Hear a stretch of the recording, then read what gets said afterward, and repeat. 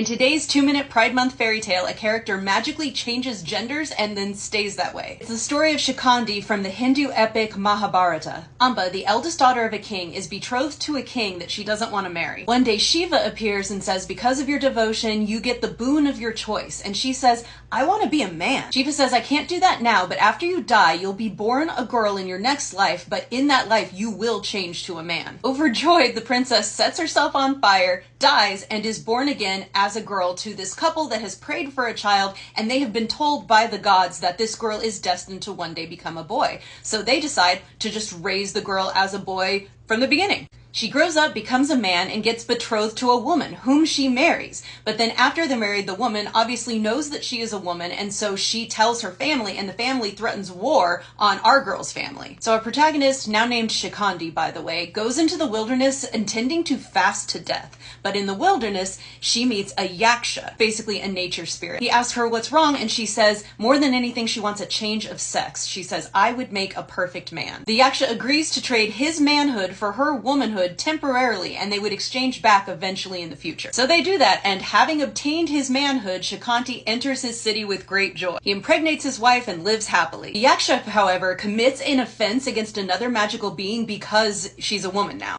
This magical being comes to visit, and a man yaksha is supposed to go meet them, but he doesn't go meet him because he's a woman, and it's shameful for a woman to go meet him. The other being eventually drags the yaksha out, discovers that it's female, and curses it to stay female for offending it. When Shikandi returns to swap genders, the yaksha says, sorry, you get to be a man forever, I have to stay a woman. And Shikandi's like, hell yeah, and lives happily ever after. This story is one of the oldest versions of a sex change narrative we have. It actually happens a lot in fairy tales. When a story with a gender transgression ends happily for the protagonist, we can read this as being affirming of the transgression. In that way, this story is trans affirming. Can you argue there's problems with womanhood being a curse and a shameful thing? Of course, and this story is being told in a patriarchal culture. But it is worth noting that a story from 800 BCE says basically you can change your gender and be happy. And that's fine. Happy Pride, and check out my book and my podcast, links in the bio.